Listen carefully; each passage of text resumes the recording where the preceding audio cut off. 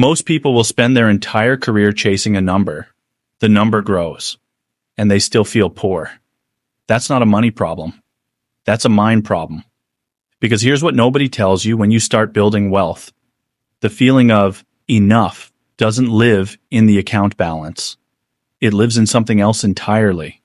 Something you have access to right now, regardless of what's in your portfolio. I'm going to show you exactly what that is, and the 12 psychological patterns that determine how rich you actually feel, none of which require you to earn a single extra dollar. Your space is confessing something. You just haven't been listening. Look around. Your desk, your bedroom, your phone screen, the mess, the noise, the open tabs, the unread notifications. None of that is random. Every single inch of your environment is a direct mirror of your mental state. And here's the hard part, right? Most people spend years trying to fix their finances while the real problem is staring at them from 3 feet away. There is a direct line between environmental disorder and mental chaos. Clean space, clear decisions. Chaotic space, scattered thinking, and scattered thinking about money. That's where financial anxiety is actually born, not in your bank account, in your head, before you ever open the app. But it goes deeper than decluttering. Here's what nobody's talking about. It's not the cost of your experiences that determines how rich you feel. It's the depth of your attention. You can sit in a $3 coffee shop with full presence and feel more alive than someone at a $300 dinner. Scrolling Instagram. The richness isn't in the price, it's in the noticing. And yet, you start your morning on your phone, don't you? Within the first 30 minutes of waking up, you've handed your brain to someone else's agenda. Emails, headlines, other people's wins. You've started your day already running a stress deficit. Reactive, not intentional. That stress doesn't just fade when you put the phone down. It follows you all day, and it quietly sabotages every financial decision you make. Stay right here, because what I'm about to show you next explains why even people with great incomes feel constantly poor, and it has nothing to do with the money. You could have $1 million right now and still feel completely broke. The reason? Time scarcity.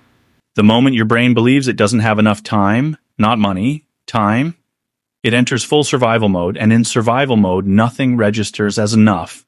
Not the paycheck, not the savings account, not the portfolio growth, because your nervous system is firing alarm signals, and abundance literally cannot land when the alarm is going off. This is exactly why high earners burn out. This is why people with strong salaries still lie awake, scrolling through their finances at midnight. Time poverty cancels financial abundance completely, every single time. Now here's where this gets personal. Have you ever wanted to buy something so badly, physically wanted it, then waited 48 hours, and suddenly you didn't want it anymore? That delay just exposed something about you. That urge had nothing to do with the product. Right? It was about a feeling you were trying to buy. Comfort, status, control. The product was just the delivery vehicle. When you can name that feeling before you spend, you take your power back. And one more shift that rewires everything.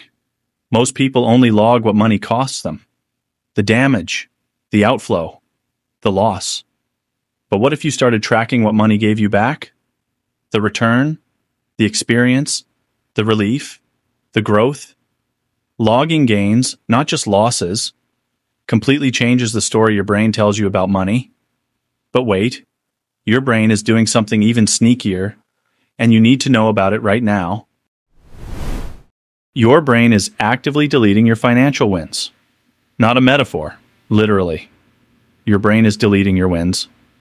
Not figuratively, literally. There's a real cognitive phenomenon called negativity bias. Your brain is hardwired, evolutionarily designed, to hold on to losses, threats, and failures with 2 to 3 times more force than wins, progress, or success.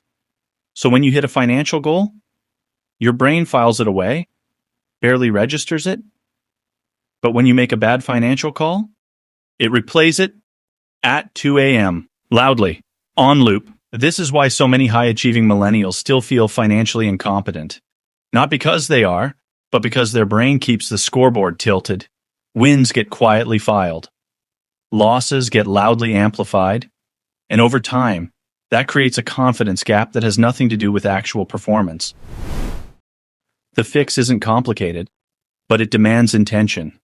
You have to manually record your wins.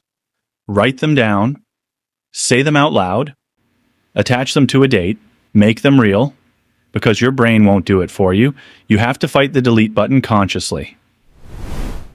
Now let's talk about language, because the words you use around money are quietly rebuilding your identity, and probably not in the direction you want. How many times today did you say, "I can't afford that"? It sounds completely normal. But here's the psychological reality. That phrase positions you as powerless, as a victim of circumstance. It removes your agency. It tells your subconscious, "I am someone who doesn't control money." Now try this shift.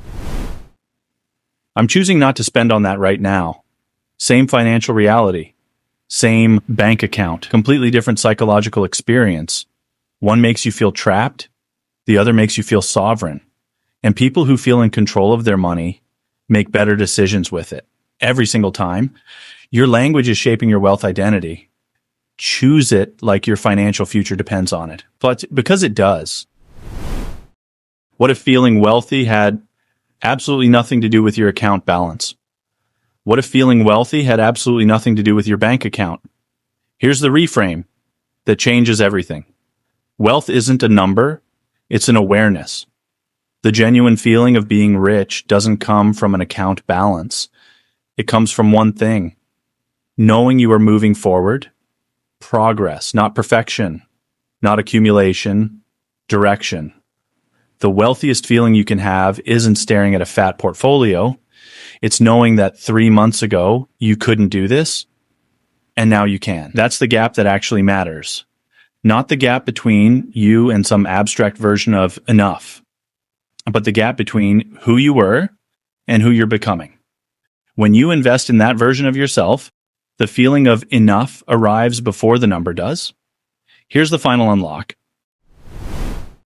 Most people are building wealth to feel secure someday, but they're outsourcing all of their richness to a future self that hasn't arrived yet. Meanwhile, richness is available right now, and it costs almost nothing. It's the first coffee before anyone else wakes up. The conversation that went way too long because you didn't want it to end.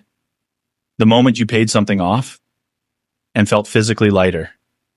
These aren't consolation prizes. This is the actual texture of being alive and aware. Your environment reflects your mind. Your attention determines your richness. Your language shapes your power. And your progress, not your portfolio, is what makes you feel wealthy. Drop a comment below. What's the one mental shift about money that hit you differently today? Let's build that conversation. I read every single one.